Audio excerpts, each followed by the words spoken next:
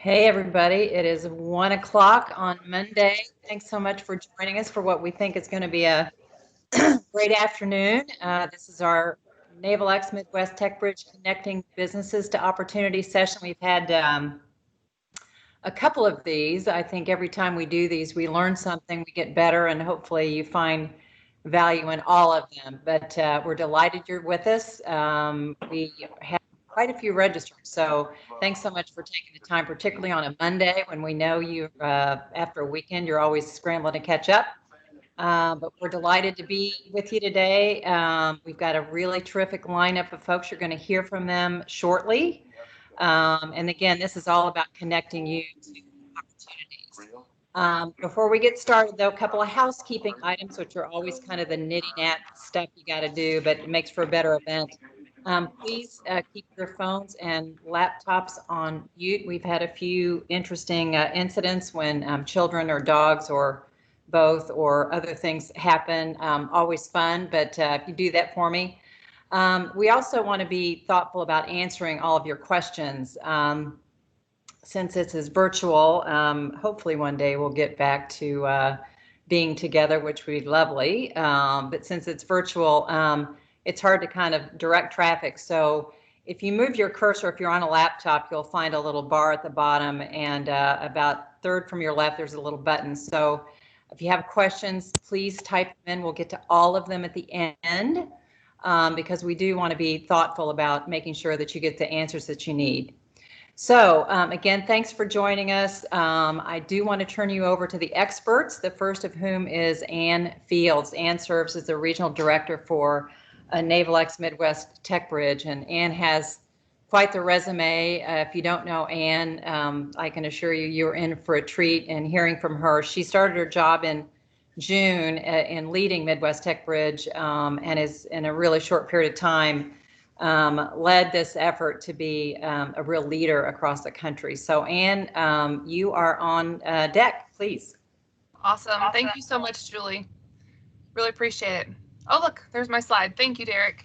All right, guys, as Julie mentioned, my name is Ann Fields. I'm the Naval X Midwest Tech Bridge Director. We actually, since the last time that we've done this, we have some new members of our team, one being Julie Schaff. She's our Deputy Director for the Naval X Midwest Tech Bridge. So I'm really excited to have her on board, and hopefully we can work together going forward with Julie involved. So next slide, please, Derek.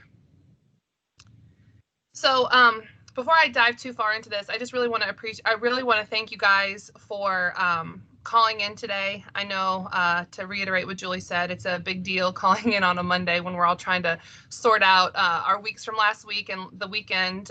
So appreciate your guys' time. I know we have some returning folks who have been to some of our previous small business events, and I see some new names and faces here as well too. So super excited to have those new people involved. This is the third small business event that we've done. The first two had kind of a similar flavor where you heard from the Tech Bridge, you heard from our Technology Transfer Office, and then you also heard from our Small Business Deputy, Matt Burkett, as well as some information about PTAC. We're really excited today, and interested really, to bring a little different flavor. So that's what we're trying to do with each one of these events, is bring a little different flavor to the event, and also bring new knowledge. I think we are all lifelong learners, so really excited to learn about these other organizations on the line today. So for those of you that haven't heard my presentation before, and those of you that have, I hope I can bring something a little bit new to it. So Naval X is kind of where this all started, where the Tech Bridge initiative started. But Naval X in general is an initiative that started in early 2019 by Secretary Hondo Gertz. And the idea is really to be a super connector and really try to get solutions to the warfighters as fast as we possibly can. As you guys know, Navy acquisition has not always been the fastest, easiest thing to navigate.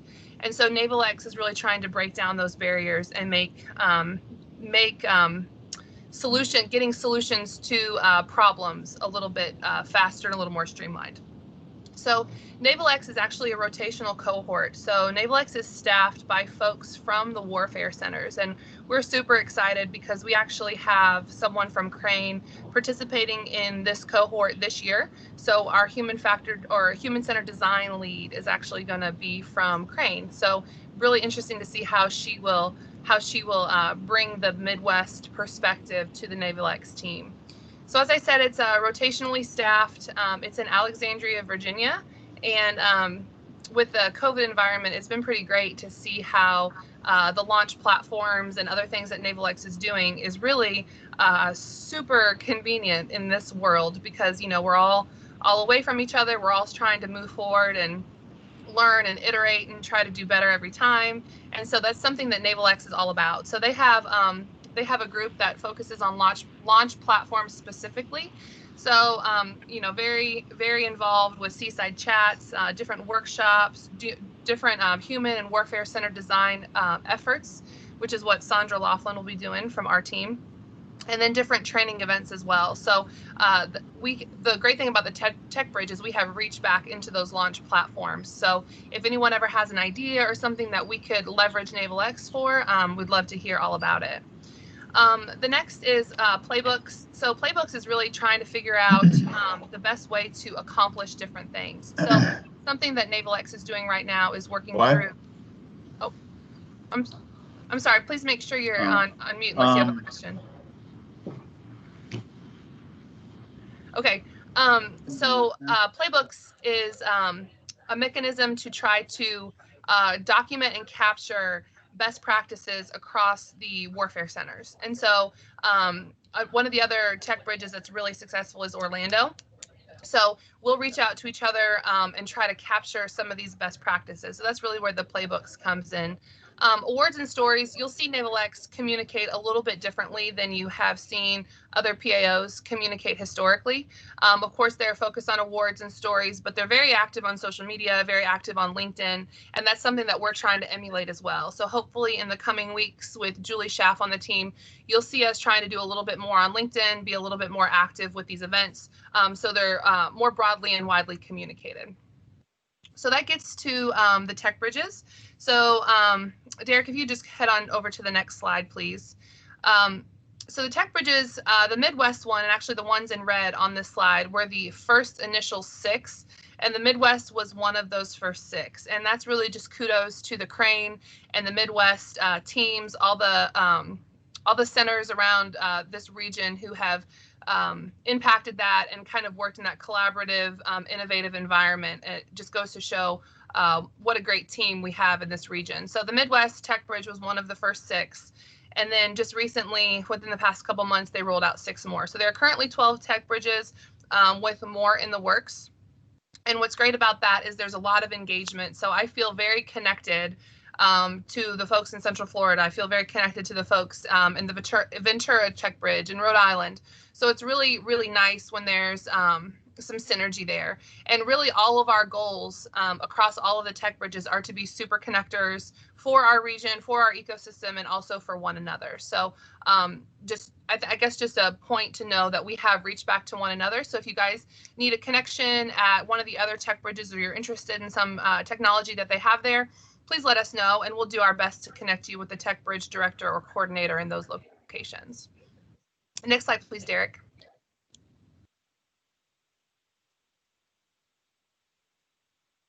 Awesome.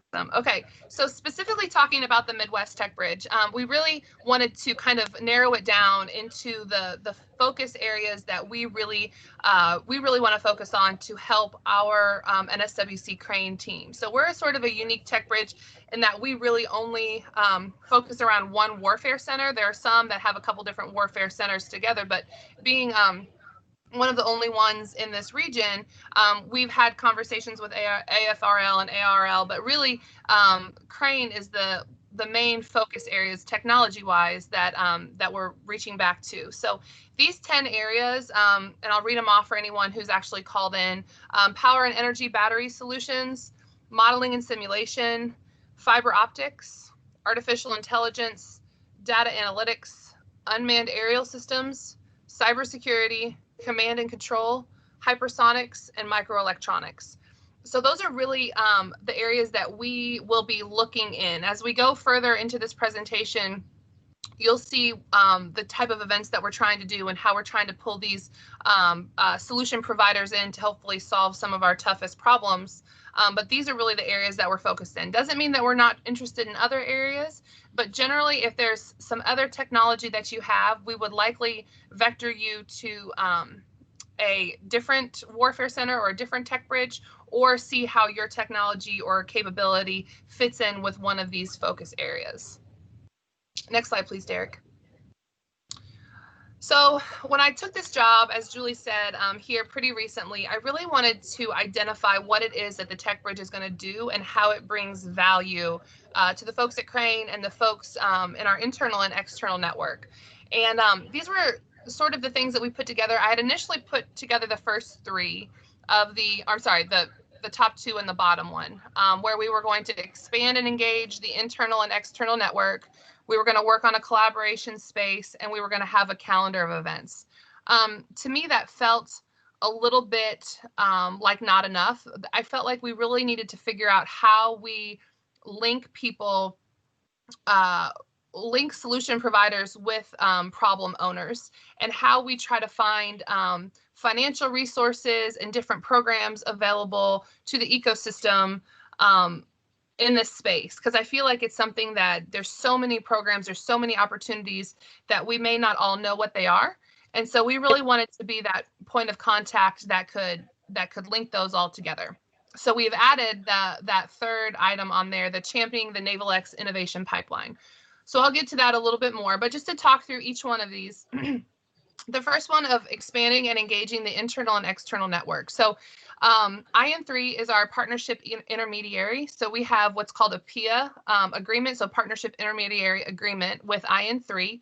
And so they help us quite a bit. We work really in concert together quite a bit to put on different events and to use the networking capabilities. So I believe we're up to about 900 folks in the IN3 network. And also, we are currently working on a CRM tool for the NavalX team that will help us track who we've connected with, what their strengths are, how we might be able to engage those folks, what those people are looking for going forward. So that tool is forthcoming, and we're really excited about what that tool might look like to be able to help kind of push people through what we'll call the innovation pipeline. So that's really expanding and engaging. So expanding is, of course, meeting new people, building more relationships, learning more about each other. And then engaging is really trying to have these events where people can ask questions. We can kind of talk about our strengths, how we can help, that sort of thing. The collaboration space, our idea is to have there be a low barrier to entry space where members of the ecosystem can come and collaborate on different problems. So there's actually one in the works currently that we're working on that we're really excited about, that will likely be in the Westgate area. And then potentially in the future, there'll be more elsewhere as well. So more to follow in the collaboration space. But as soon as we know more about that and have that kind of tied up with a pretty bow on it, we will share that widely with the ecosystem. So super excited about that one. So the next one is championing the NavalX innovation pipeline. A little bit what I talked about earlier of really trying to link members of our ecosystem with capabilities within our ecosystem and outside of our ecosystem.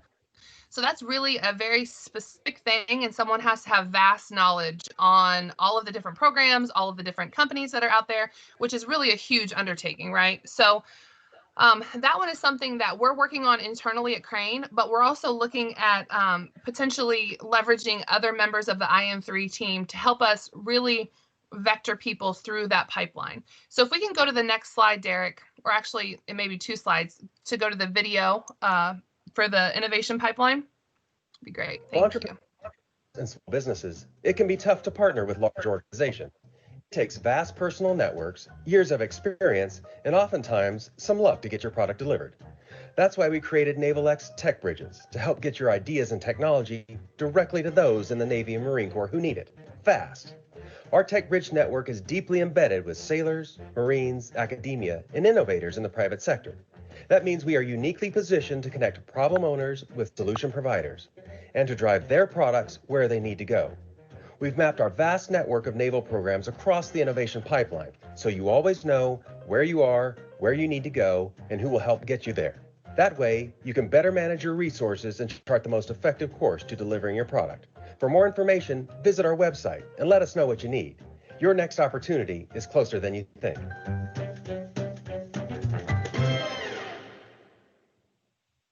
Awesome. Thank you, Derek. Derek, could you go up one slide, please? Awesome. So as you guys can see, this is the innovation pipeline that the NavalX team has put together. And each inventor or organization or small business really falls in a different place on this pipeline. And as it mentioned in the video, our goal is to link the solution providers with problem owners. And so as you can imagine, that can be a lofty goal, but that really is what we're trying to do, of trying to find where each innovator, each individual fits within this pipeline. So Julie and I do a lot of one-on-one conversations with organizations where we learn a little bit more about each other and kind of put them in our Rolodex of like, okay, I know that this organization provides this type of work. When I come across something that is that specific kind of work, I'm going to reach out to them. So we're really in the building phase right now with those relationships and understanding what opportunities are across the pipeline. But it's definitely something that we're continually working on and are going to have more folks focused on that pipeline going forward. So Derek, if you could jump ahead 2 slides, that would be great. Thank you. So our final focus area for the Tech Bridge is really having a calendar of events that we have a kind of a battle rhythm of the small business events, tech demos. As I mentioned earlier in the presentation, this is our 3rd small business event and really has a different flavor than the first 2. We've done one technology demonstration where we had members of the ecosystem present their capabilities to a group of government individuals, which was really interesting. We had a lot of connections come out of that technology demonstration, and we're looking to do another one here in the future. We also have really focused on innovation challenges. We did so we've got a battery, lithium-ion battery containment prize challenge that closed a little bit ago, and then we also just did a AI for small unit maneuver innovation outreach type event with innovation challenge and potential prize challenge to come going forward. So had some great participation in that one as well. We also have a trusted and assured microelectronics hackathon. Sorry, don't say that 5 times fast. Coming up in later on this year as well. So we're really trying to work on honing this calendar. We really like to make sure it's widely communicated to the folks in the ecosystem to where if there's something that we're doing, they feel welcome to participate in that and can hopefully engage with more of those problem owners in the ecosystem. Next slide, please. So yeah, that's it for me. I hope that was helpful for those folks that haven't heard the presentation before.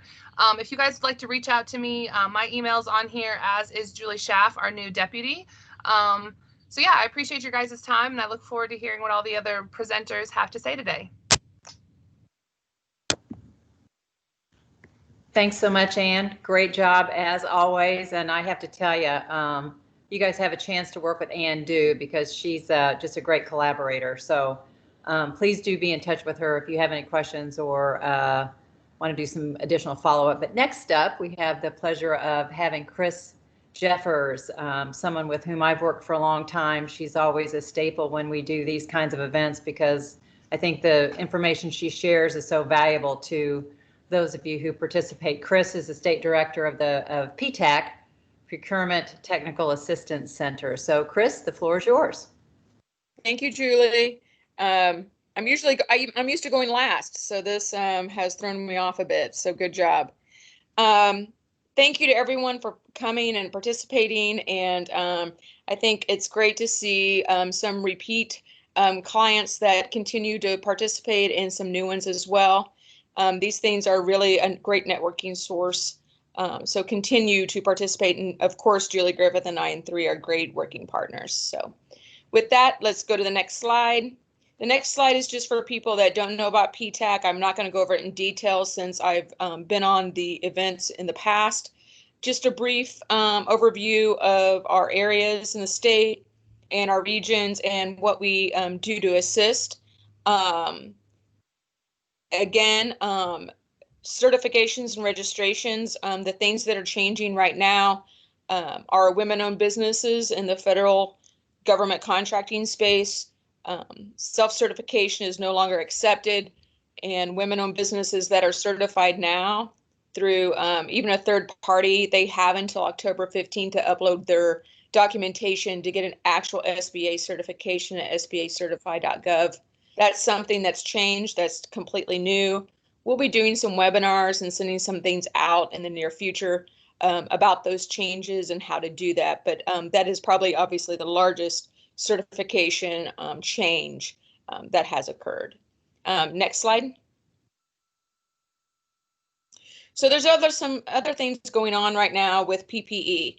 And, you know, in March and April, of course, everything was about PPE, and it seemed like the states were doing all the purchasing. And then in the last, I would say last month, the federal government has really started making large purchases and large solicitations.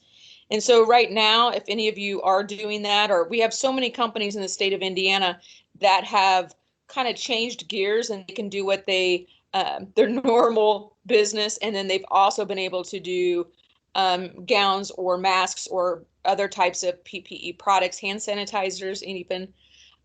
So there's 2 large solicitations that are out right now. DLA and VA, they have large gown solicitations that are on betasam.gov. They have adjusted the Berry Amendment. The Berry Amendment, the first solicitation they did, all of the product, they applied the Berry Amendment, which meant that not only did it have to be made in the United States, but all of the product that went into making the textile had to be grown in the United States. That proved relatively hard for the volume that they were wanting. So the new solicitation has different levels of lots, if you will, of what they're asking for. Berry Amendment would come first, then the Buy American, and then the next would be the trade agreement. So it opens the door for some other clients and some other companies to be able to participate in those solicitations. Last week, we, Department of Defense unveiled, if you will, on FedMall. If you're not familiar with FedMall, please take the time to, I've got the links there with the website to get more information about FedMall. It is an e-commerce platform the Department of Defense has initiated for purchases under $10,000. And as of last Wednesday, they have a special COVID-19 application to FedMall. Last week, FedMall wasn't live yet for that part. So if you check today, I haven't checked today. Hopefully it's up and running. But what they've done is it's the availability for them to buy non-surgical grade gowns, masks, hand sanitizer, those type of products that aren't going into a hospital or don't need to be medical grade, but yet that need for those things are still relevant for the Department of Defense. So that was a quite big of an announcement. The webinar that I attended for that was really well done. If any of you want any more information about that, just please email me and I can send you the slide deck or help you through the process. Obviously, you still have to be registered in SAM and all that good stuff before you can get on there. But FedMall is pretty interesting. In September, they're also going to be releasing more onto that whole e-commerce system in the future. Indiana PPE directory also. So there's an Indiana directory for PPE. It's availability for companies to let other companies know that they exist.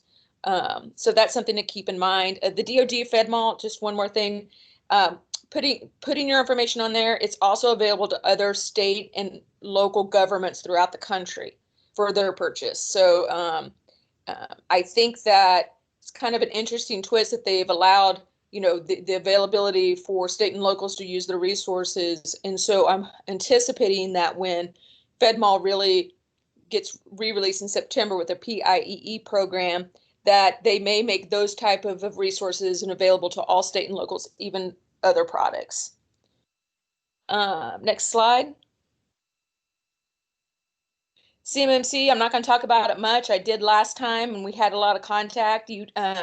My partner, Jean, is going to talk about that, but I just wanted on my slide. And the more we talk about it, the more people realize that we're here to help, and it's really happening, and it's really coming. So I'll let Jean talk about the rest of CMMC and our efforts to date.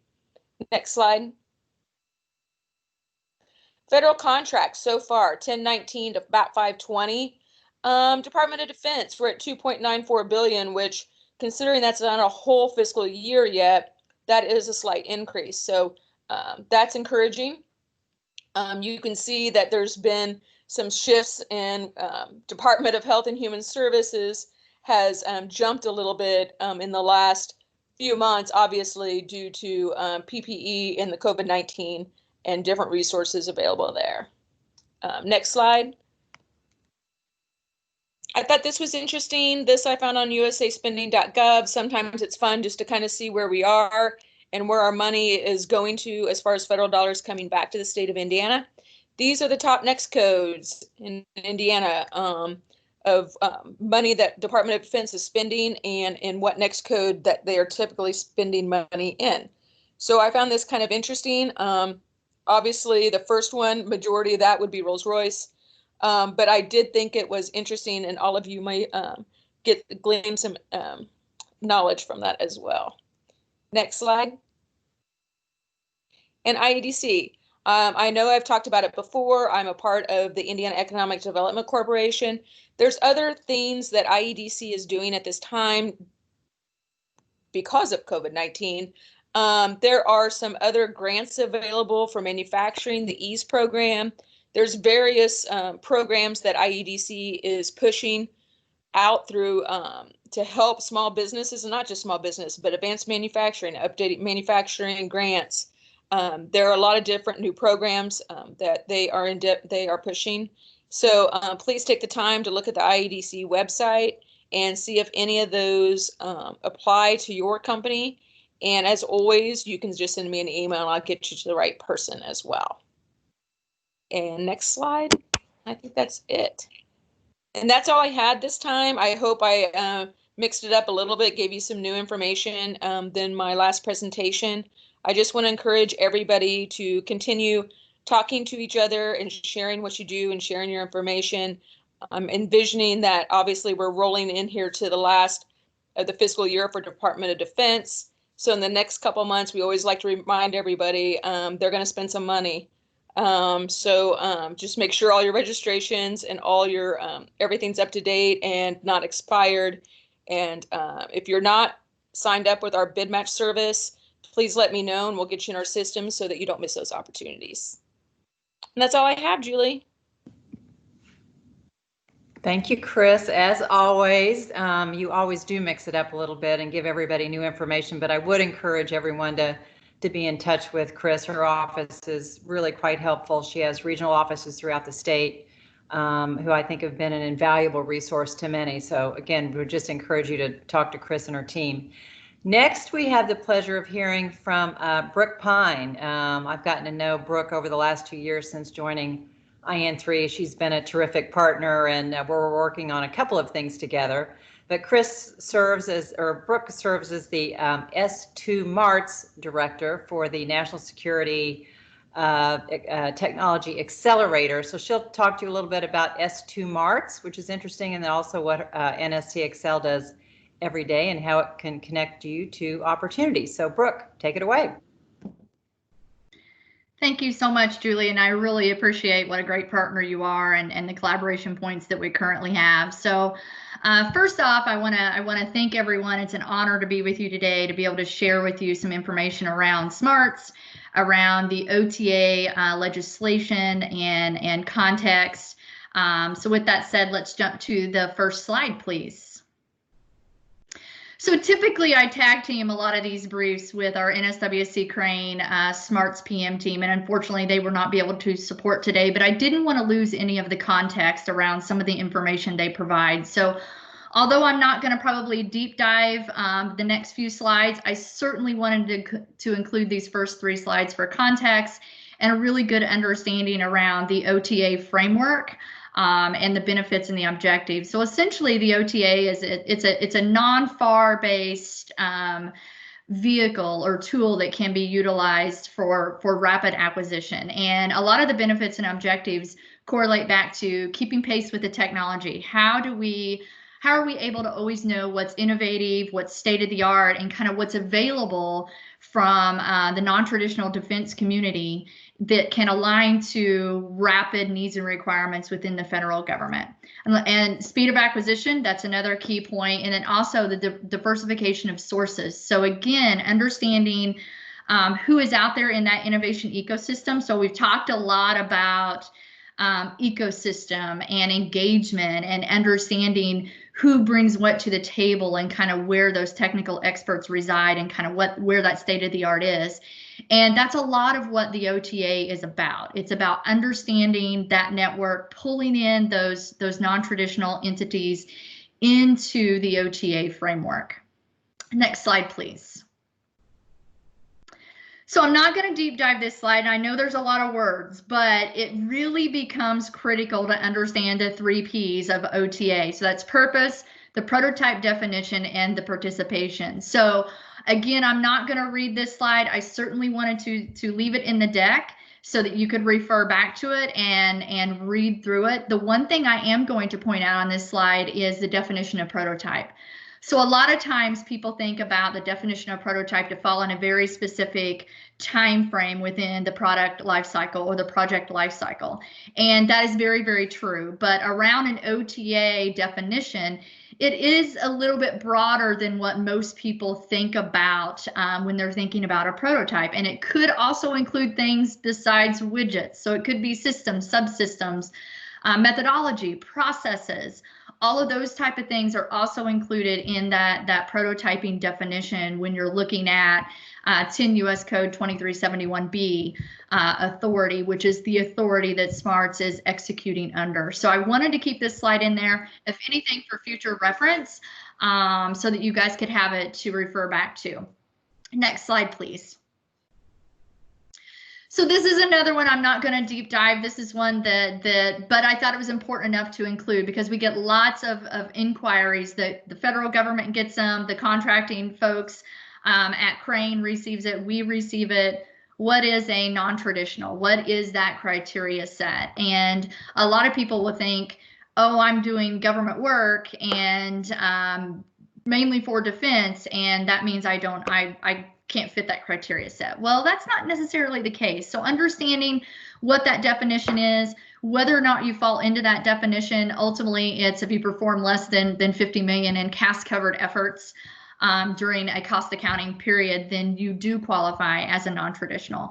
And the other thing I want to say is that with an OTA, there has to be non-traditional involvement. So that doesn't mean that a prime doesn't necessarily participate on OTAs, but they must have a non-traditional involvement or more. Sometimes they have multiple non-traditional involvement. There's usually a lot of teaming efforts and a lot of collaboration around the OTAs and kind of how they execute, which is always fantastic to see, especially within the ecosystem. Next slide, please. Okay, so that kind of gives you a little bit of context on the OTA framework at an extremely high level. The one thing I want to say is please know that NSTXL, SMARTS, Crane Contracting, Crane SMARTS PM team, we are very, very collaborative. And when I say that, I mean, we talk on a weekly basis, and the majority of the time we talk multiple times a week. And that has to do with ensuring that we're working the pipeline, we are working those projects, all the criteria set is being aligned. But then also when we go out to our community and our innovation ecosystem, getting ready to talk about, that we have full alignment on all of those opportunities across the board. So the collaboration really is critical to how SMARTS executes. So I want to make sure and mention that several times as we walk through this process. So a lot of the fuel around SMARTS is an innovation platform. that is foundational to NSTXL, that then allows framework for the 2 active OTAs that NSTXL has, which is T-REX, which is actually out of Orlando area, which is also heavily involved with the Central Florida Naval Tech Bridge, and then SMARTS as well. So there's 2 active OTAs, but the innovation platform really sets the framework. And what does that innovation framework do? So it does intentional and focused outreach to the scope of each one of these OTAs, which we'll get into here in a second for SMARTS. It also helps facilitate teaming and partnering. So I mentioned a while ago how important teaming and partnering is within the OTA framework. And I can tell you from a SMARTS standpoint, every award that we have let so far to date has some type of teaming arrangement on it. So there's multiple entities engaged on every project that we currently have to date. And then it's all about building that government-ready community. So we can look at our scope, and we can look at our technology domain areas that is critical to SMARTS, but it really becomes about looking at the pipeline, working collaboratively with the federal government, as I mentioned a while ago, but in parallel, building this community of entities, academics, industry, non-traditionals, primes, that align to those critical technology domain areas and making sure that they are government ready. So when those opportunities that we're working with the federal government come through the pipeline, that they are primed, they are ready, they are compliant, and they are ready to execute against those opportunities. And what does that typically do? When we run from both angles to meet in the middle, then typically what we're seeing in return are high quality solutions, great teaming arrangements, community growth in critical key technology areas that align to our federal government customers, and again, all driven by the SMART scope. But then it also gives us technical dialogue between federal government, academics, industry, non-traditionals that then help drive direction and technical trending as well. So this innovation platform really becomes foundational to everything we execute and kind of how we function underneath the SMARTS vehicle. Next slide. So I'm not going to deep dive everything on this slide, but there are a few things I want to talk about within the innovation platform that are really kind of unique to the NSTXL model. One of those is open source. So what does that mean? So a lot of these OTAs that are consortium based are fed off of their membership. So one thing that NSTXL does is their membership is at parent level. So regardless of how many OTAs that there are active, like I mentioned T-REX and I mentioned SMARTS, you only opt in one time to a consortium and to a membership. And that does several things. One, you don't have to join multiple consortiums to get to different OTA vehicles. You get everything under our umbrella in one shot. Two, there's a lot of cross-pollination between the T-REX scope and the SMART scope. So modeling and simulation, for instance, is a key component. AI is a key component of both vehicles. So by allowing all members to cross between two vehicles, we get a much broader and instant community that supports everything across the board, which is a higher ROI for our government customer. But then we're also bringing more opportunities to the table for all of our membership members that actually align to all of those OTAs. And because of that, we're location agnostic. It doesn't really matter where you're located, where our OTA is located. We are looking across the board for any and all entities that are executing on those tech domains, and that scope the federal government has provided underneath that OTA vehicle. The other thing I want to mention here is mentoring of non-traditionals. So NSTXL is a non-traditional as well. So a lot of the same things that a non-traditional goes through of prepping and getting ready to be able to execute with the government, or growing, certain growth type scales that they have to do. A lot of that is similar things that we've had to do. So we're able to mentor across the board and then bring in other mentors as well, so that we're really, really fostering that government ready community that I spoke of a while ago, that is really foundational to the innovation platform. Next slide, please.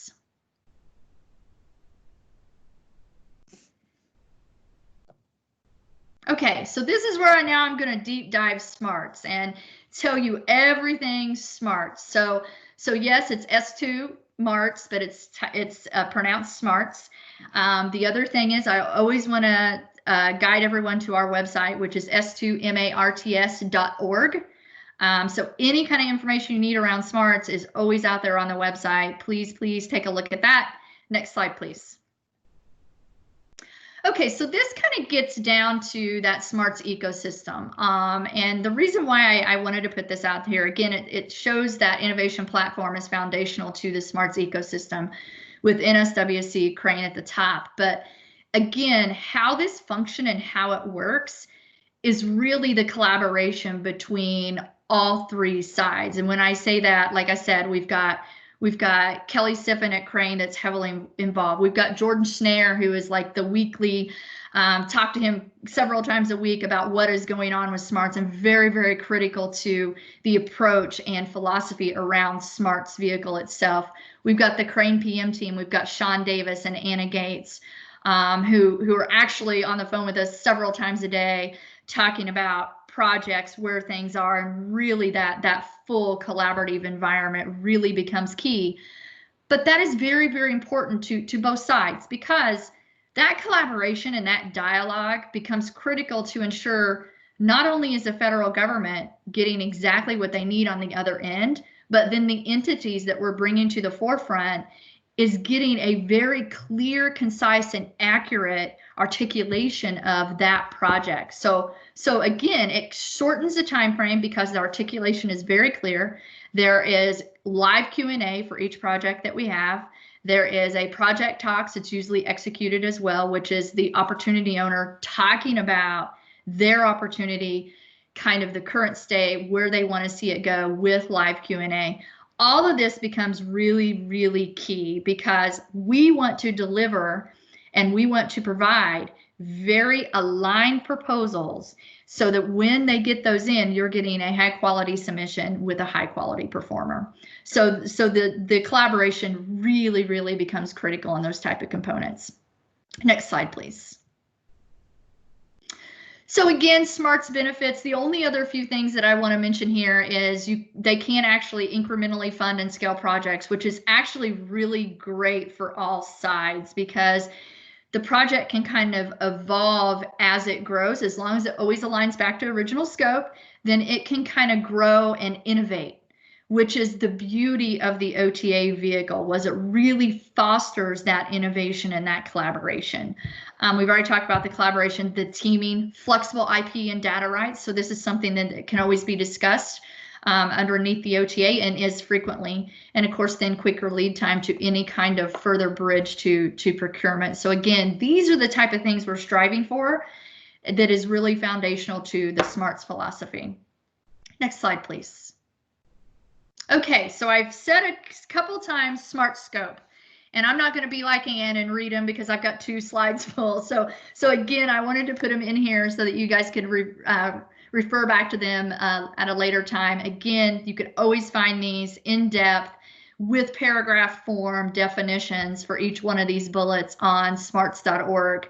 But this becomes our framework. So the bullets listed on this page really are our focus areas that are driven by a couple of technical domains. That's kind of the best way to describe it. So with that said, let's go to the next slide and let's look at some of the technical domains. So this is some of your higher domain areas that those focus areas then kind of fall into and align to. So again, everything that we do to support NSWC Crane, to support the DoD, and we do have multiple customer sets. Crane actually is our primary, but we have their customers that come in that align to these areas that utilize the vehicle and utilize the OTA. And then we've also had new customers come in to utilize the OTA. But what it comes back to is all of this DNA. Comes back to Smart Scope. So I wanted to make sure and put this in here. Again, it is on our website, but this really becomes the throughput, the thread, and what we execute to. Next slide, please.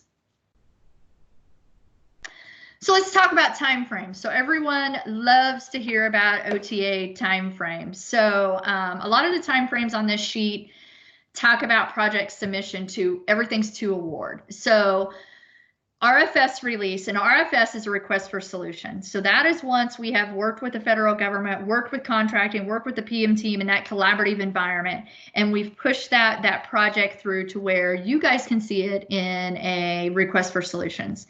Most requests for solutions are on the street for 30 days, give or take a little bit, but most are on the street for 30 days. So you can see from RFS release to award, we're averaging 103 days, from RFS close to award about 70 days. So ultimately, from the time that RFS, or from the time you submit your proposal or your submission on a SMARTS driven RFS, we are typically seeing award at, give or take, right around that 70-day mark. So you can kind of see when we talk about rapid, we talk about trying to get projects in the innovative ecosystem and really functioning so that they can evolve. That is a really, really great timeline that we're executing to. And a lot of that has to do with that collaboration up front with Crane Contracting, Crane PM team, the government customer, and ensuring that we have everything ironed out appropriately. So then we can get the quicker return on the other end, which at the end of the day gets you as a performer money a lot quicker to start executing. So another thing that's really unique to SMARTS and NSTXL is that performer will actually submit an invoice into NSTXL, who in turn will turn around and pay that performer typically within 5 to 7 days, which is a very, very fast turnaround compared to government invoicing. But your invoicing is done directly with NSTXL as a performer versus the federal government, which is huge for a lot of our non-traditionals and our small businesses. Next slide, please. Okay, so what opportunities do we have? So I went ahead and completed a couple of slides here on the opportunities that we currently have open. So we have 3 opportunities that are in what we call coming soon. Coming soon is in front of that request for solutions, that RFS, usually in front of it anywhere from 3 to 5 weeks. And then the RFS comes next. So this is a sneak peek. This is, here's the data, here's the quick information on what you should be anticipating in an RFS in the coming weeks. Start thinking about your approach, start thinking about if you have any teaming arrangements or any capability that you would like to bring in whenever you might pursue underneath the RFS. So I wanted to put a real quick list out here again of what we have. And you see we've got a couple there. Next slide, we actually have another one incoming soon. So there's a total of 3 incoming soon right now. So next slide, please. There we go. So again, be looking for the full RFS for these opportunities in the coming weeks.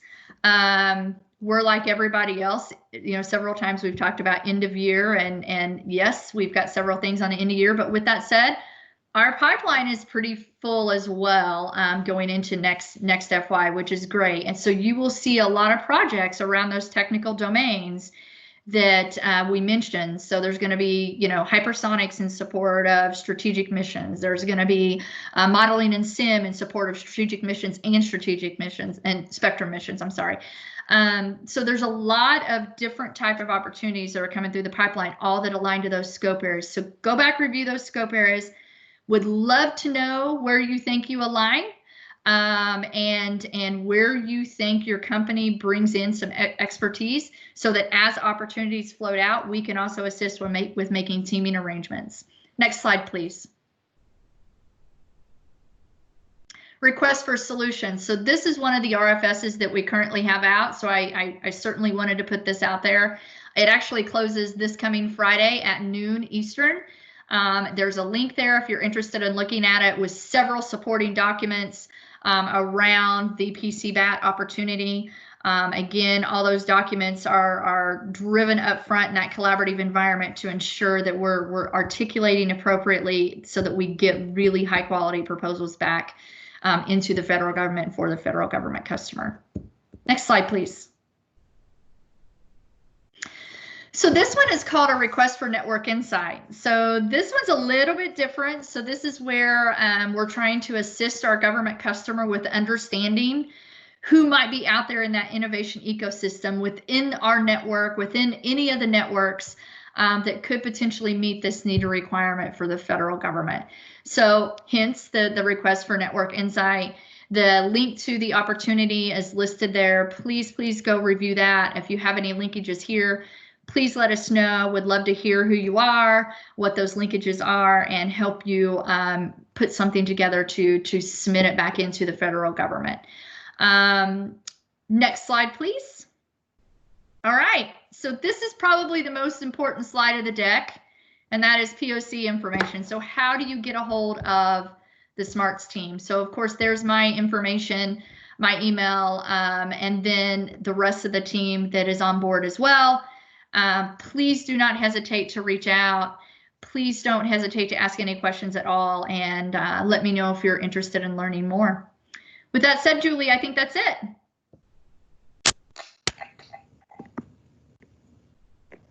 Thanks, Brooke. You know, there are consequences to doing a great statement, and that is that you're going to have to do these.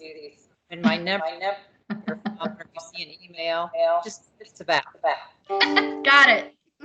Thank you so very much. Always Thank great you. working with you. Thank you.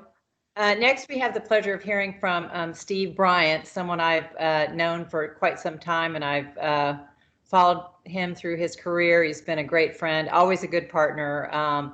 Today, he wins the award for the longest job title, but he does all these things very, very well, and I think you'll enjoy what he has to say today. Steve is the Executive Director of the Gail and Bill Cook Center for Entrepreneurship at Ivy Tech, but he's also the Regional Director for the South Central Small Business Development Center. So Steve, you have the stage.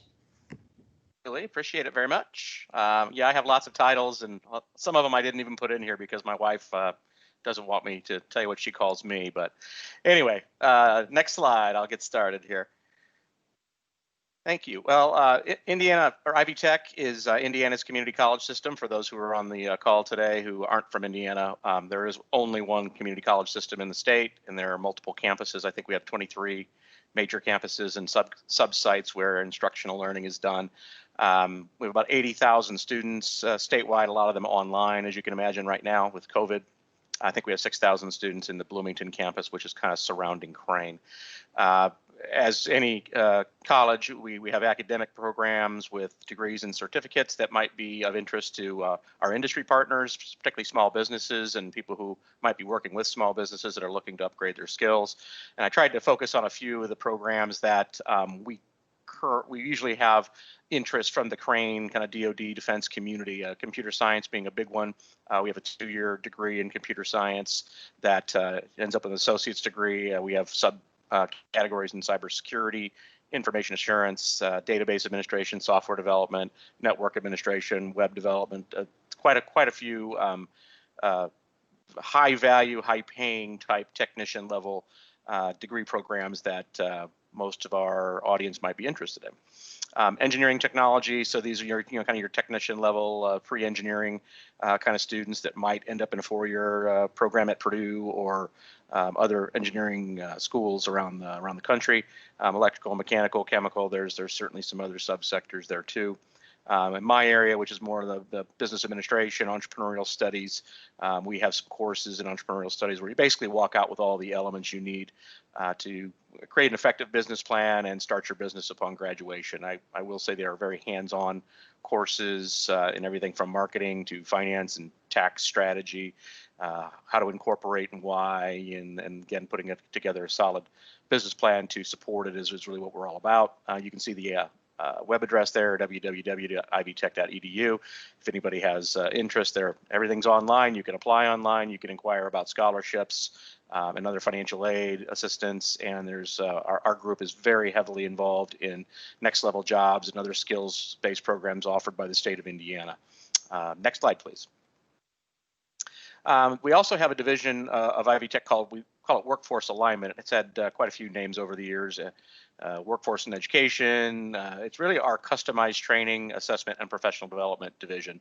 So whereas the courses and the degrees are much more on the academic side, this is much more on the, I have a need for my business in training people on everything from Microsoft Excel to different cybersecurity type programs, welding, It could be any kind of education and training you're really looking for. Our group will take your needs, find an instructor unless you already have one, and perform that on site or at this point remotely for most of you, given the issues with COVID. Some of the industry certifications that Adam Gross, who's our Bloomington guy that runs the Workforce Alignment Group, suggests that I mention is, again, computer science, Microsoft Office, CompTIA certification, CAD CAM, CNC machining. Those are all things that are in demand in our region. Electrical circuits, HVAC, fork truck operation, AWS welding certification. There are literally dozens of programs across the state that we can tap into for you. And really all you need to do is identify the need, identify kind of what the skills you're looking for, and we can assess that and create a customized training program for you literally overnight. It's a great program. Not enough people know about it. And again, that Workforce Alignment Group is very well aware of the next level jobs and the skills grants that, for many cases, the small businesses would not even have a cost out of pocket for these kinds of training. So definitely get a hold of Ivy Tech if you're interested in that. Next slide, please. As I mentioned, next level jobs expansion. This is, again, free training under some of those areas I talked to. There's the actual website, ivytech.edu/Bloomington/workforce, that you can get all the information to schedule any kind of training you're interested in. And again, some of that will certainly be free training, and we'd be happy to walk you through that. I think August 1st, Adam said he meant to mention that it's launching then, and that's just a few days from now. So by the 1st of next week, you can be ready to roll. Next slide, please. Talk a little bit about our Cook Center for Entrepreneurship. We've had an entrepreneurship center here in the Bloomington campus since 2010. And we actually created the entrepreneurial skills program for the state of Indiana for all of Ivy Tech. And our goal really is just to help people get a business started using some simple and practical tools to get you to get things moving forward when you're ready to start that business. Again, I mentioned the entrepreneurship classes. We have 6 of those that you can take on the academic side. If you aren't really ready to wait for 8 and 16-week courses to get things moving, we do free consulting for startups, existing businesses. Again, anybody with just an idea on a paper napkin that, I've been thinking about this for a long time, and we're here to provide some free assistance to help you. We do that through our partnership with the Indiana Small Business Development Center and our South Central Regional Office, which we host at Ivy Tech. Some of the things we do that most don't realize, we do a lot of work in the youth programming side of things, because we figure, if we're teaching kids how to start their own business or how to get interested in starting your own business at some point, they might end up becoming our students, becoming our partners and stakeholders down the line. We do have some pitch competitions that we've supported in the community. We have one called the Duke It Out pitch competition for students at our campus each year, and we offer some prize money for those that place well in the pitch competition. Lemonade Day is a national program. There's several communities around Indiana that are Lemonade Day chapter partners. Monroe County is one of those, and it's a Hoosier who made a bunch of money in selling a tech business years ago, and he plowed a bunch of money into entrepreneurial education through a program called Lemonade Day. And if you Google it, again, it's all about setting up a lemonade stand and all the aspects to running a small business and having some fun while you're doing it and giving back to the community while you're at it as well, and tasting some darn good lemonade, hopefully. Summer camps, we've done some summer camps at Ivy Tech. We've also supported the Crane STEM Center summer camps down at Crane, Westgate. For the past several years, we've added a pitch competition element to their summer camp, which has been fun working with Tina Klosser and her team over the years. We do workshops, presentations, connections to resources. That's really what we're there to do, is with what do you not know, and how can we kind of get you to the point of making that decision to start your business, or if you're experiencing problems trying to right the ship. Next slide, please. Switching to the Small Business Development Center side of things. So for those of you who are not from Indiana, every state in the country has a Small Business Development Center network. We happen to have 10 regions across the state of Indiana, maybe different in Illinois or Michigan or other states. They may have a different regional setup, but you can contact your Small Business Development Center for free assistance on a whole host of things that I'll talk about here in a second. But again, the Small Business Development Center's goals are to help get more startups and existing small businesses doing great things, hiring Hoosiers, and creating great products and services, and trying to stay profitable, if you will, in COVID situation like we have now, we've spent a lot of time talking to people about the different SBA lending programs, the Paycheck Protection Program, the disaster loan programs to keep people afloat. Again, it's been a difficult time for a lot of existing businesses, and oddly enough, we have a significant number of clients right now who want to start a business. They're seeing opportunity out of COVID, or they're idled in their current job and they're trying to figure out something to do, and they've always wanted to do their own thing. So we kind of help them walk through the process of putting that together. As I mentioned, Ivy Tech hosts the South Central Small Business Development Center. Most of the 10 regional offices across the state are hosted by a college or university, everything from Indiana University to Purdue University, Ball State, Indiana State. Some of the regional campuses are hosted. I think Butler hosts the Central as well. So academic organizations are good partners in this, as we want to support small business development and technology development, and this is the way we can do it. But we provide, again, free business consulting and training. There's the website for the state of Indiana's Indiana Small Business Development Center network. So if you have information that you want, or you're not from Indianapolis, or you're not from Bloomington, you can go on there and figure out what region you're in and get sent to a business advisor today. Next slide, please.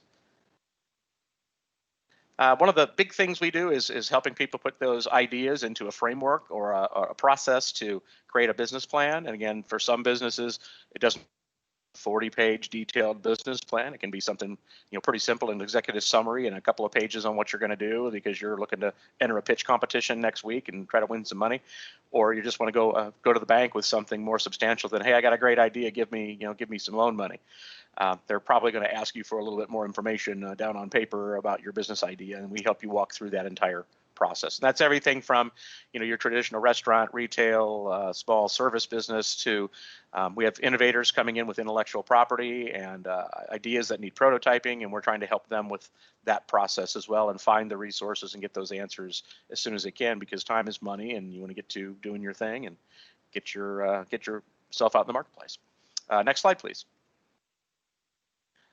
We provide, like I said, we provide a lot of information on different funding opportunities that are out there, what kind of tools are out there for your business. If you're in the startup area, there's a lot of interest in crowdfunding, for instance, Kickstarter and Indiegogo, other platforms like. Amazed by how many of our clients have come through and gotten funded projects through those programs and through those different mechanisms. It's been really exciting to see. Micro lending is another big one. It's usually kind of your riskier ventures, your startups that just need up to maybe about $50,000 in lending. There's 2 or 3 organizations statewide. Bankable's one of them. It does micro lending. Several banks have micro lending programs within them. Those are then again for those companies that have not been in place for very long and are fairly new to.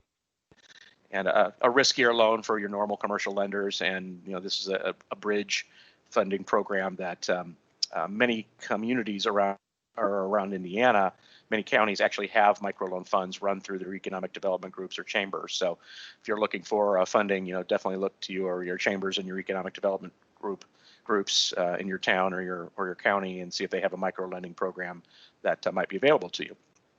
Again, Small Business Administration loans, I mentioned before. The Small Business Administration doesn't really do direct lending. They work with banks, with credit unions, with other community development financial institutions to offer risk-backed loans for ventures that commercial lenders find a little bit more difficult to fund. And again, traditional funding through banks. We work with banks every day. I'm talking with the people in all of these organizations weekly, monthly. For sure, with our clients to try to get them to their doorsteps so they can get their business plans going and get some financing to either grow their business if they're already in business or get things started. Next slide, please. Market research. This is probably the area that most people don't realize we have that probably provides the biggest value to them, because we have access to market research databases that most of you would have to pay for. Everything from, I want demographics for my town because of the type of product I sell. I know my target customer is a woman from the ages of 25 to 40, and I want to know how many of those people in this county, in this city, further out the concentric circles, so I know how many target customers I have. We can pull down some pretty awesome data on those kind of demographics. Often we have somebody looking to rent some space and they're considering leasing space in different locations, and you want to know how many cars go by every day because you have a retail shop, and you want to know, hey, how many of my customers might be driving by every day. So we can give you information based on your particular location, how many of those individuals come by. Market research reports, so we have access to databases for certain kinds of industries, and you may want to know, hey, okay, I'm thinking about starting a craft brewery, and is there any information out there I could find on the state of the craft brewing industry? And often your banking institutions will say, hey, you don't have enough information on your market for me to feel comfortable giving you a loan. Can you go find this? And they refer back to us quite a bit. So we'll pull a 40-page industry report on the craft brewing industry and say, here's where the industry is today. Here's where it's going in the future. It's not actually going declining, it's actually increasing. COVID may impact that for a lot of these market research reports, unfortunately, but we can at least give you as much up-to-date information as possible. Customer lists, hey, I'm looking to sell to machine tool companies across the state of Indiana. Can you give me a list of those companies? And we can give you a list of virtually everybody who's incorporated in the state of Indiana in that business category. Searchable by NAICS code, searchable by SIC code. I call it a good lead sheet. I'm an old sales and marketing guy, so for me, that would be the essential stuff I would want to know. It tells you who owns the business. It's a big Excel sortable data set. Who owns the business? How long have they been there? How many employees do they have? What is the sales range for the company? Are they 250,000 in sales a year, or are they 2.5 million in sales a year? Depending on how you want to find your customers, that's another great tool we can provide for you. Competitor lists, same thing. Hey, I want to know, thinking about setting up an ice cream stand in Lagodi. Hey, how many are there? Is there anybody already doing that? And we'd be able to pull you a list of other types of companies who are in that business category. I think that'll be helpful for a lot of small businesses that don't realize it's there. And I'm always shocked by the number of businesses who already think they know who all their competitors are. And we pull a list and they're, hey, who are these two people? I didn't know they were even around. So again, a really great service that we provide, and again, using those free tools is really helpful for our clients. Next slide, please. Indiana Technical Assistance Program. So the state of Indiana Small Business Development Center has a technical assistance program which provides small businesses assistance in the form of help funding some professional service providers to overcome technical hurdles to getting your product or service into the marketplace. Some of the funds that we've used have gone to hire attorneys that do intellectual property, software developers, marketing, digital marketing, e-commerce assistance, help writing and administrating SBIRs, prototyping. We use Rose-Hulman Ventures, University of Southern Indiana, Purdue University, Indiana University. They all have some prototyping capabilities. There are also some in the private sector that we use. We don't care who our clients use. They just have to be able to be a vendor of IV Tech in order to do it. This year we have $450,000 that we're giving out through the Indiana Technical Assistance Program to about 40 different companies that need help. It's not a grant program because we're not providing the money directly to the small business. That's our client, but we're providing assistance through the service provider themselves to help overcome those technical hurdles. So if you have any programs or projects coming up that you'd like to compete for these funds, there are competitive funds. Contact Gary Ayers. He's our program manager. You have his email address right there, and I'm sure he'd be happy to tell you a little bit more about what's going on with it. The next cycle will begin basically in January. So if you've got something you want to talk to him about now to learn more about the program, find out if it's right for you, Gary can give you the lowdown on that. But we're really amazed by how a small amount of money can move people down the line of hiring an intern, hiring a part-time person, getting your first sale because you're a pre-revenue startup and you've got this great technical idea, and man, I can't afford the $100 an hour software designer. Well, if we can make that software designer $50 an hour through this partnership, will that get you farther faster? Given you're probably trying to use your funds scarcely as best you can. We have funded several in I'll call it the defense space, several projects over the last couple of years. It's an area we want to see more activity in. Much like Brooke mentioned, with a lot of new technology development, you may need help on your side creating your technology as well. And this is a program that would be helpful for you as well. And we're happy to kind of manage it out of our South Central office. Next slide, please. Here's my contact information. As Julie mentioned, it's a really long title, and I have several email addresses and phone numbers. So feel free to give me a call or shoot me an email if there's something I can help you with. Again, we're here to provide free assistance to people to get their business started or help them grow their business. And that's what our services are for. We're funded through the Small Business Administration, the state of Indiana, Indiana Economic Development Corp., and several local partners, including Indiana University, City of Bloomington, Monroe County, and others. So we're here to provide those services for you for free, and we're really excited when somebody gives us a call and tells us what they're working on. So don't hesitate to reach out if there's something we can do, and if there's anything in any of the programs that we offered that I just mentioned that's right for you, contact me today. And that's all I got, Julie. I'll send it back to you.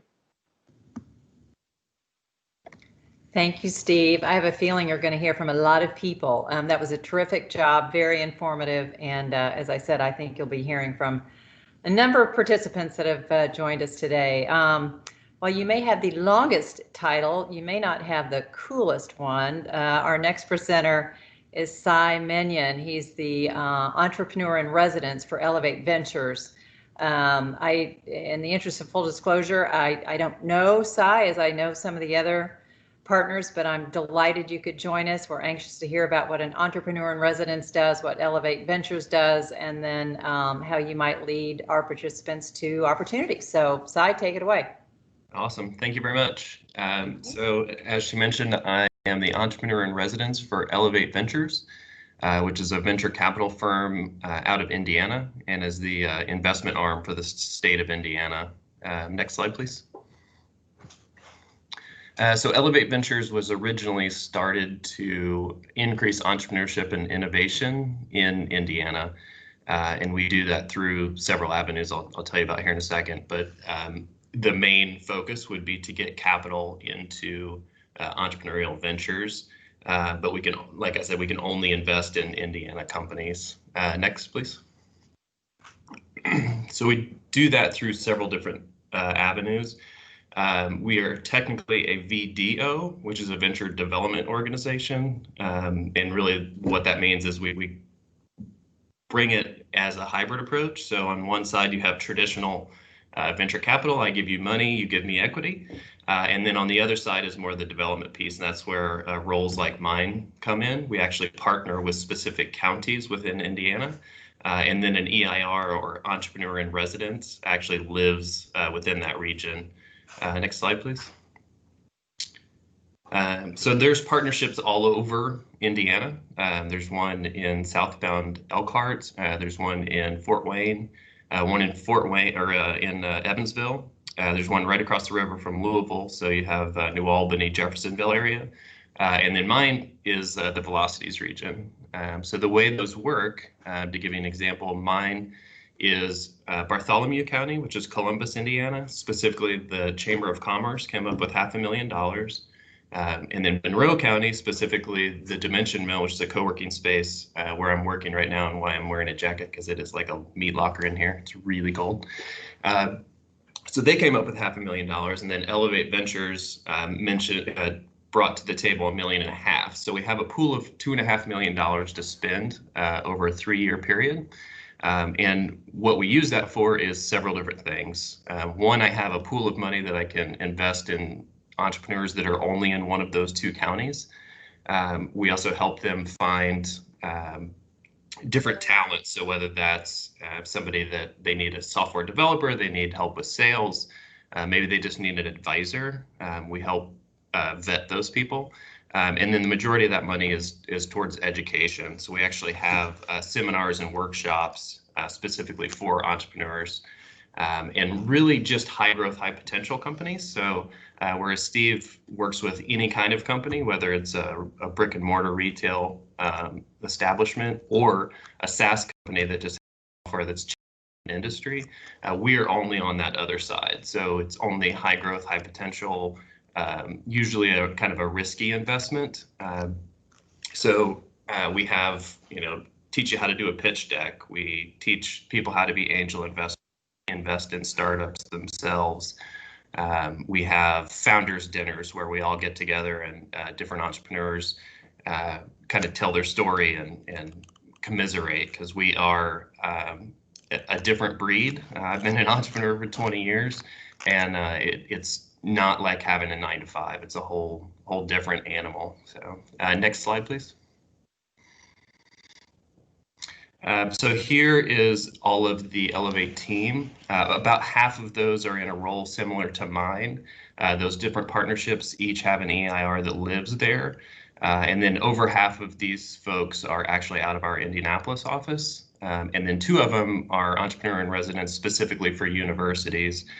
So there's actually 49 universities in Indiana. So we split the state in half. And one gentleman has the northern half and one has the southern half to work with the same things I do, but specifically with students and faculty and administration. Next slide, please. So we are not arrogant enough to think that we can do all of that ourselves. We actually have 380 companies in our portfolio. So we have a advisory network. So if there's something specific that an entrepreneur or a startup needs, whether maybe that's in life sciences, maybe that's some very niche biotechnology thing, we are able to source somebody to help them, and we pay for that up to a certain number of hours. So everything I just told you about is a free service. And then this is that same way. So as long as you only need them for 10 hours or something, which it's rare that it would go over that. But if you need help with a very niche thing, we can usually find somebody that will do it and have over 100 advisors in our network already. So next slide, please. So one of the questions I usually get is, what do you guys invest in? And I would say we are industry agnostic, although because we can only invest in Indiana companies, that kind of becomes a few different areas. A lot of ag tech, a lot of manufacturing, whether that's additive manufacturing or nano manufacturing. We also do SBIR grant matching. So if you get a phase 1 SBIR grant, you can only spend those funds on certain things like lab time, employees, that kind of stuff. So it's really select. We provide matching funds that you can spend on additional things. So if you wanted to go to a conference back pre-COVID, of course, or you needed travel, that kind of thing, you can't spend traditional grant money on that, but you can use the matching funds for that. And then everything else would fall kind of under a bucket of, tech enabled, whether that's a SaaS company or software as a service, that kind of thing. So we do have over 100 million in management, 13 funds, although not all of those are active. We still have portfolio companies that have taken money out of those funds, so they still count towards that, but we have 5 or 6 that we can pull money out of now, some in different regions, and then some are statewide. And those check sizes range anywhere from 20K to 2 million. And we've actually been lower than that, and we've been higher than that as well. We put up to 4 million in a particular company over time. So it would come in tranches, not one big check. And then on the community ideation fund, which is the smaller stuff, we can write a check size in the $5,000 to $20,000 range. Next slide, please. Yeah, so this is kind of the stage. So if the other part is kind of our investment thesis on what industry we're in, this is the stage. So the first one, these are ones that would fall under the really pre-seed and seed investments, so really early stuff, where the SBIR matching is really early a lot of times. So that's non-dilutive funding. The Community Ideation Fund is ID on a napkin. So if you are in Monroe County or Bartholomew County, it would be me. If you're in a different county, reach out to me. I'll connect you with whoever the EIR is in that region. And most of them have a Community Ideation Fund. Monroe County or Marion County does not, because there's just there's so much deal flow there. There's not a partnership there. And then Elevate Nexus is the university initiative. So we actually have a pitch competition for students, and there's a pre-accelerator that is involved with that. So Elevate Nexus or Elevate Origins, either one of those would be in that university region. Next. So the next one would be, okay, I have an idea. Maybe you've got a little bit of traction. Maybe you're starting to find product market fit. You get a little later stage. So the first one, you're in the $5,000 to $20,000 check size. This one, the check size starts about $75,000 and goes up from there. And we're only allowed to invest up to 50% of a round. So you actually also need to get co-investment, and we help with that as well. Next slide, please. So after you find kind of a little bit of traction and you're really trying to find product market fit, that's where you start to get into that growth stage. So you've probably figured out your business model, who you're selling to, why you're selling to that market. You're finding product market fit and product user fit. And those are the kind of the later stage funds that we have. We have the 21 fund, which is the whole state of Indiana. So it's not just particular counties. And those check sizes start about 125K and go up from there. So they're in, like I said, we'll put up to 4 million in any one given company. Next slide, please. So then once you get really into that later stage, so this is kind of maybe a Series B, you're actually spending money to crank up growth. So what you're really trying to find as an entrepreneur is that factory where I put in $1 and $2 spits out. That's where we'll invest. And a lot of that is follow-on funding. So we've probably already invested in this company somewhere along the line. So if we find somebody really early and invest in them, the goal is to get them to the next stage so we can give them more money, get them to the next stage, and then we can give them even more money. And that's pretty much where our funding ends. There is later stage, if you hit the next slide, please. There's what's called mezzanine funding, and that's really late stage, and that's not what we're trying to do. By that time, some of that co-investment they've taken over to lead those rounds. And we facilitate those relationships, but we don't usually participate really late in the funding process. Next slide, please. So here is what my region looks like, and kind of a little bit about what that is. So it's a 3-year commitment. There's 2 counties. We've actually been talking to Brown County as well. So on this slide, I believe it also has Brown County in there, but they're not technically part of the partnership yet, although we have some portfolio companies that are in there. My board is made up of 3 people from Columbus, Indiana, 3 people from Bloomington, Indiana, and then myself. And our board chair is Dave Glass, who is the CEO of LHP, which was a spin out of Cummins. And then another question I get a lot is, well, why should I take advice from you? So I've been in this role for about a year, and it's my first real job in the last 20 years because I've been an entrepreneur for 20 years. In anything from artificial intelligence, NLP, had an ed tech company, cloud computing. 2 of those were exits, one to a book company and one to VMware. So usually I've probably made whatever mistake an entrepreneur is going to do, and I'm able to help them avoid the same mistakes that I did. So next slide, please. So here's a little bit of data about Elevate Ventures in general. A lot of information on this slide.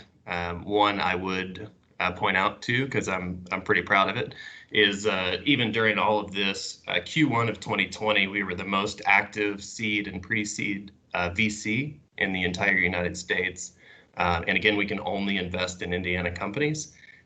So we are usually the most active in at least the Great Lakes region, which is about a 7-state region. But there's a lot of accelerators and stuff in the Bay that are doing $20,000, $10,000 investments here and there, and we did 21 deals in Q1 of 2020. And the other one we're going to try to get up is actually we've affected 83 of the 92 Indiana counties. So there's a few there that I'm still trying to get deals in, like Greene County and a couple others that we haven't been able to get to yet. Next slide, please. Here is a example of some of our portfolio companies. Again, we tend to invest really early. So we have everything from Syntac Medical, which is a life sciences company that got an SBIR grant. Civic Champs does nonprofit software. Regatta VR actually just sold not too long ago. And then Stage Time is a opera networking company, which is really interesting, kind of a social network or a LinkedIn for performing arts. Next slide, please. So this is probably the best way to get a hold of me. I don't tend to answer my phone, so I didn't put my phone number up there like Steve did, but text or email is usually the best way to get a hold of me, and happy to help any entrepreneurs that are kind of in that high growth, high potential area, or even, hey, is this something, does this thing have legs? Can you help me network with other VCs? See somebody on my LinkedIn, you need a recommendation or an introduction, I'm happy to do those as well. So thank you very much for having me. Thank you, Cy. He had to remind me, by the way, that he pronounces his last name Minion. And I said, well, gosh, it's not the way it's spelled. He goes, yes, but remember, it's just like the little yellow people. So, Cy, thank you so much. I, again, would encourage everybody to get in touch with Cy. Elevate Ventures is really something special, and we're really blessed to have that in the state of Indiana. So, Cy, thanks so much for your participation. Next, we have Jean Jones, and Jean is our last presenter. We always save the best for last, Jean. But please, we're going to answer your questions at the end. So you've got a little bit of time here that as you think through what we've done today and the presenters you've heard from, if you have questions, please, chat them out and we will answer them at the end. But in the meantime, Jean is the Manufacturing Business Development Consultant for Purdue Manufacturing Extension Partnership. I used to work at Purdue for a number of years and always dealt with the MEP folks. They are incredibly helpful, incredibly well connected. Jean, you're going to fill us in all that, but you have some incredible resources available. So if you'd share those with the group, I'd appreciate it. Thank you, Julie. Next slide, please. Well, I have to say before I start, this session was started with Ann Fields, so it's good to see a West Pointer finally join the Navy team. Now, I'm sure that Ann will get me back for that, but let me say good afternoon to all. Purdue MEP, our director is Dave Snow, and we are a directorate under the Purdue University Office of Industry Partnerships. Next slide. Go ahead and click through those, please. There you go. Our mission is to make an impact on manufacturers in the state of Indiana, and we do this by providing high-value solutions that increase profits and reduce cost, and also introduce and implement growth and innovation engineering solutions. Next slide. That impact has been significant, as you can see there, for over $4 billion of impact, and that's not just that's not a number that we make up. That number is collected by a third party that surveys the companies that we help. Next slide. The point of this slide is that we have a statewide presence. You know, the number of faculty and students is always moving. The number of professional staff that we have is fairly constant, but we do have offices around the state, and most importantly, we have folks who specialize in regions, and they can introduce individuals to their network. Next slide. So here's what drives us. Rather than try to deep dive on all of these, because I do want to leave some time for questions from all of these great presenters that preceded me. Let's just focus on the first and the third bullet, enhancing the competitiveness of Indiana manufacturers. Really, and focusing on those small and rural manufacturers, we bring expertise to the staff of a small to medium manufacturer that they wouldn't ordinarily have in order to strengthen their competitiveness and increase their profits. I think one of the key advantages of Purdue MEP. And also the third bullet there, supporting partnerships. Our headquarters is really good about staying informed about the various resources that are available at the federal, region, or state level, and bringing those resources to the small to medium manufacturers in order to, in some cases, buy down the cost of the assistance, or in other cases, the services associated with it. Next slide. So what are some of the offerings? Next slide. Here's the first, TAP 40, that's Technical Assistance Program 40. That's 40 hours of discrete, in-depth PhD assistance with a particular project. And you can see some of the areas in which we have worked previously: applied engineering, information technology, manufacturing, materials and chemistry. Some others are listed there. But as the title says, these are discrete, unique problems. For example, a component has a stress fracture after 3,000 hours, and that component is designed that it's supposed to last for 20,000 hours. So what's the issue with either the material or the manufacturing process or the post-manufacturing process can be adjusted in order to eliminate that stress fracture. And a company can take advantage of this once each year for the TAP 40 project. Next slide. Now, TAP 40 works on discrete problems. However, if there's a more holistic, longer-term project at your particular company, there's another Purdue organization called NMAC, the Indiana Next Generation Manufacturing Competitiveness Center, co-led by Nathan Hartman. And they work on the type of projects that you see listed on the screen: digital engineering, product lifecycle management, systems and modeling. And they do so with three main thrusts.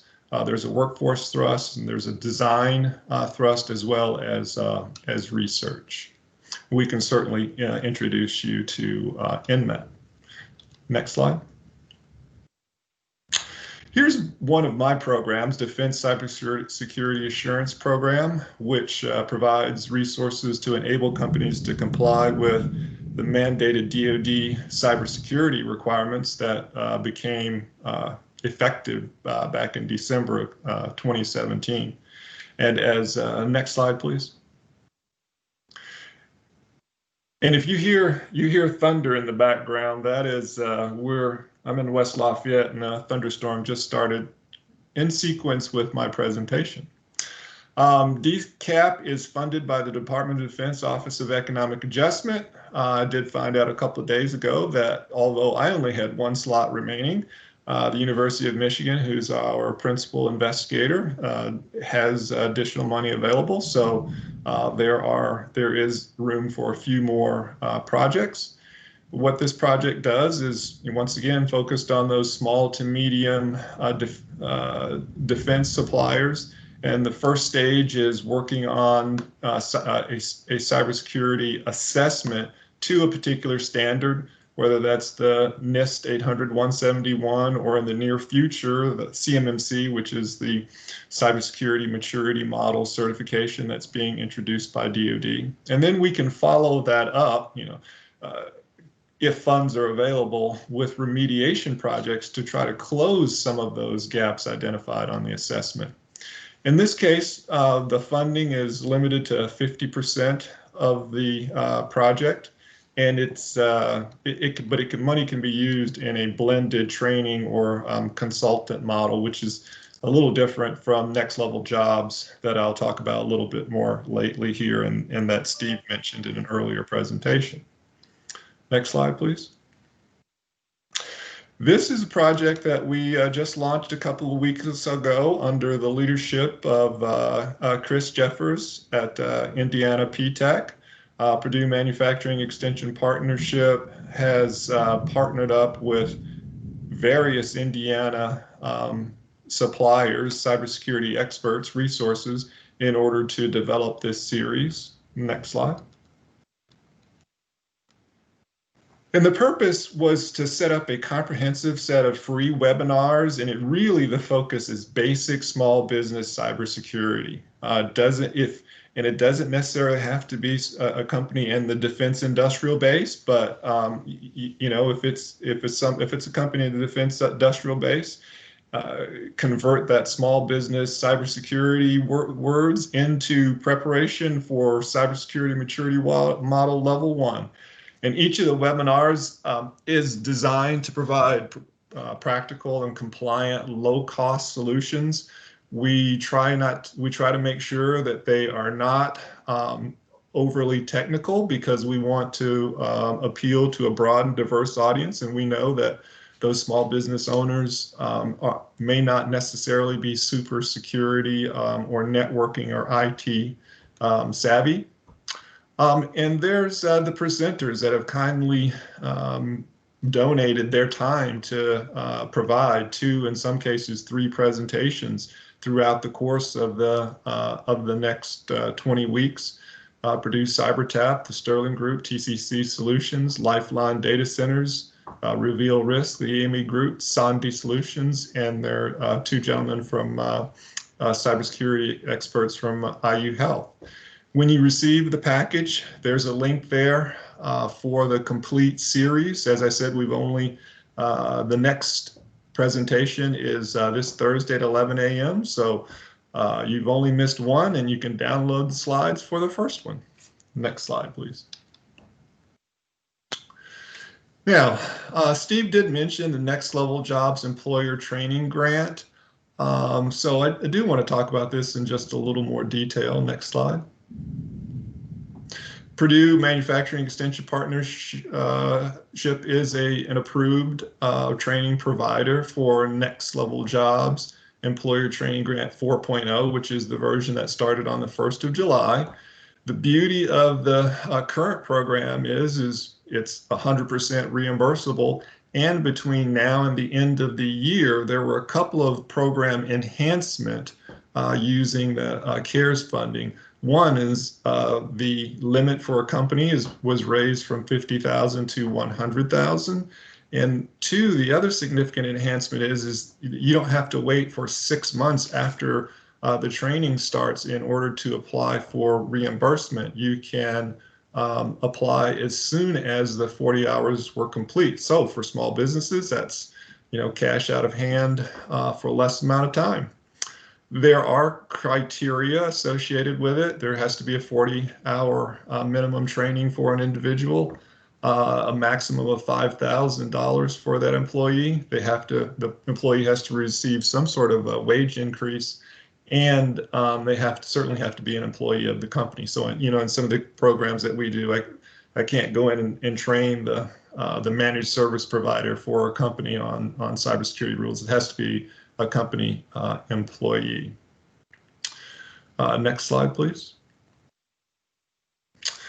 This is a grant program that is actually not relatively new, is new to Purdue MEP. It's just launching now. It's implementing small manufacturer assistance with robotic technologies. Next slide. This is a federally funded program to support automation and robotics, and it provides a manufacturer with access to automation experts that can identify the automation opportunities, develop the business case, connect manufacturers with additional automation resources, and assist with preparing for automation deployments and consult on post-deployment optimization. And really the emphasis is gaining quick wins there. Next slide. So what is it that this iSmart can do for you or your company? It starts with an automation implementation evaluation. So there's a site visit and then a review of suitability of potential applications. Then there's a business case development with the cost and savings. And also there's a focus on the return on investment. If you purchase this robotic or machine, given the increase in productivity that it provides the company, what is the return on investment and the payback period? And of course, there's a written report associated with it. Next slide.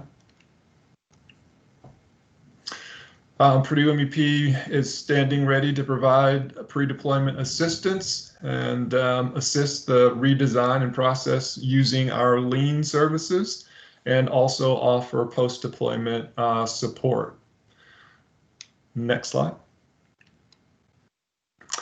And so, this slide's really a summation of the typical process. There's a scheduled time for a date and a visit, a pre-questionnaire, meeting with stakeholders, a tour of the shop floor to gather information, and then there's that calculation of the financials, the return on investment, the cost of the equipment, return on investment, cost savings, and providing a written report thereafter, along with whether the transfer to the automation or robotics is, relatively easy, medium difficulty, risk to hard. Next slide.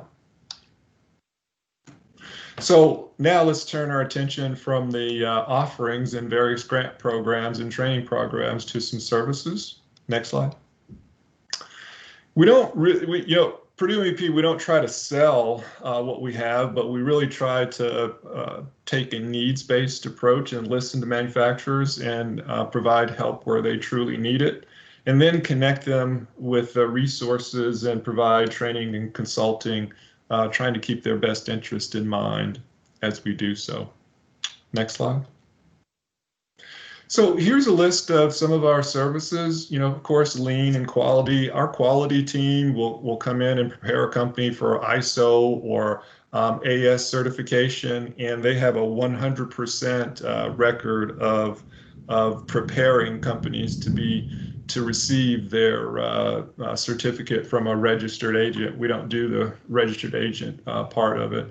We have a significant, even week-long leadership program, especially for companies that they may have supervisors who grew up in the ranks and are not necessarily skilled at being supervisors. And so we have a week-long series that can do that, or it could be segmented to smaller portions. Black belt and green belt, Six Sigma certifications, sustainability. We have an expert in sustainability and energy savings, food safety. We talked about technology adoption. And Export Tech is another program. It's geared for CEOs, COOs who want to really develop a plan for the export of their product. It's a 10-week series.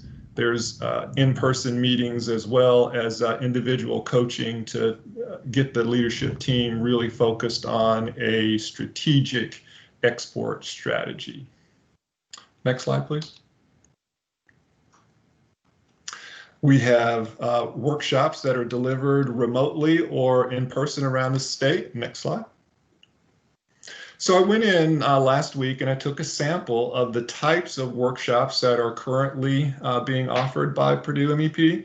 And if you scan that list, you'll see that there's additive manufacturing, there's a couple of robotics free webinars, there are the 20 cyber topics in 20 weeks. There's several of those on the schedule.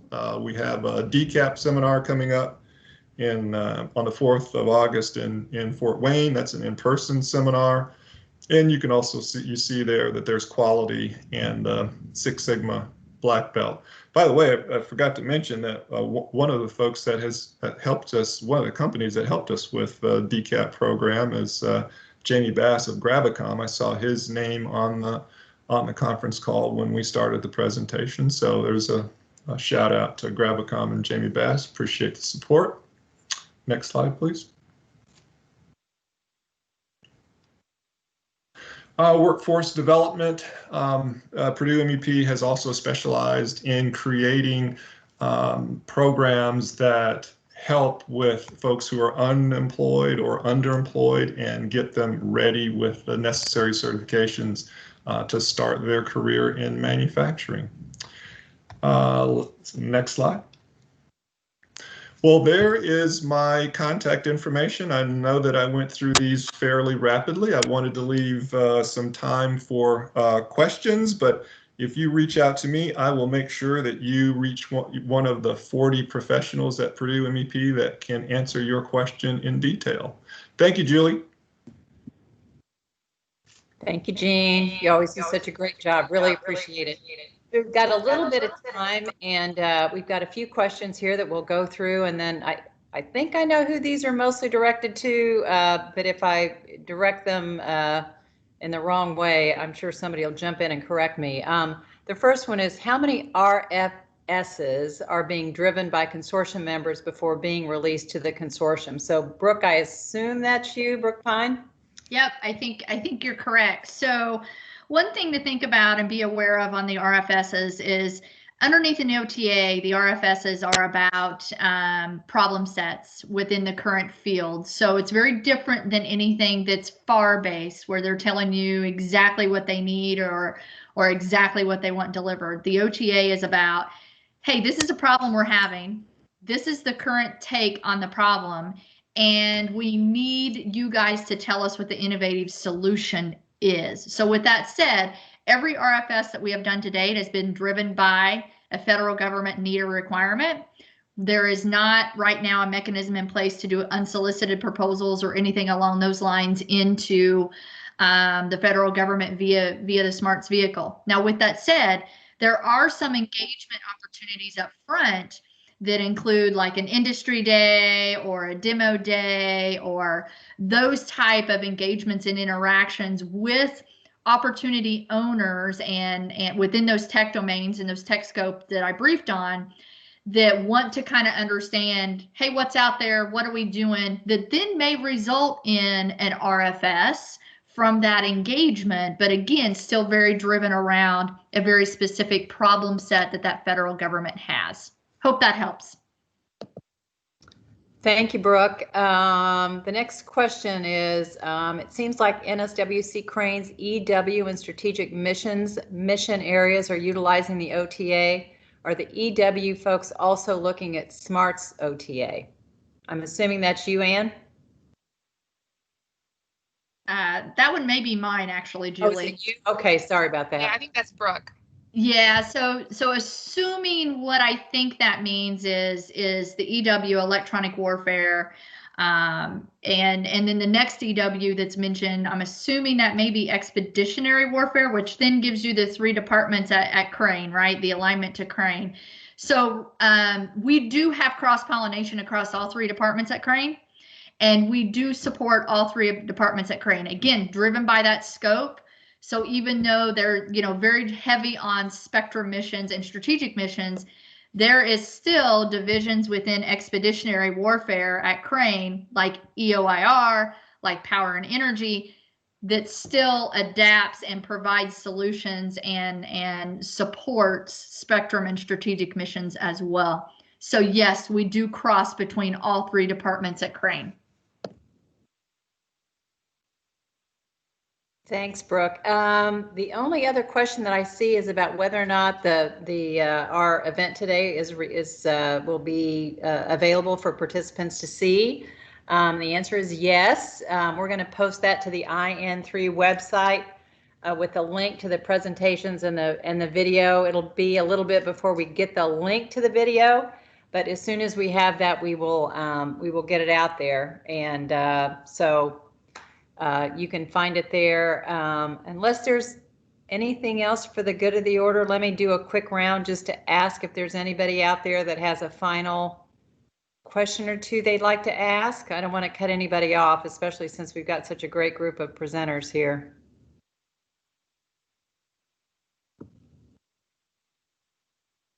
Well, it doesn't look like it, but again, I think you've got everyone's contact information who presented. So just let me thank those of you who presented today.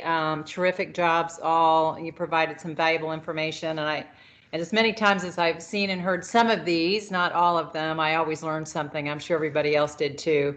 But also want to thank everybody who joined this virtual platform and those who also joined by phone. I know Mondays are tough by any standard to find some time in your calendar, but we're very, very grateful for the generosity of your time. And I hope you found it to be worth your while. We'll be continuing to have these kinds of events as well as others. We hope to have a tech demonstration in August. We are starting the early stages of planning for that. So please watch for those upcoming event notices that'll be in your inboxes in the not too distant future. So again, just let me wrap up by saying thank you to everybody who participated. Thanks, Ann Fields, for being such a great partner. We are delighted to work alongside you and show the Midwest really is a leader in the country. So many, many thanks, everybody. Be safe and well. We'll see you at the next event.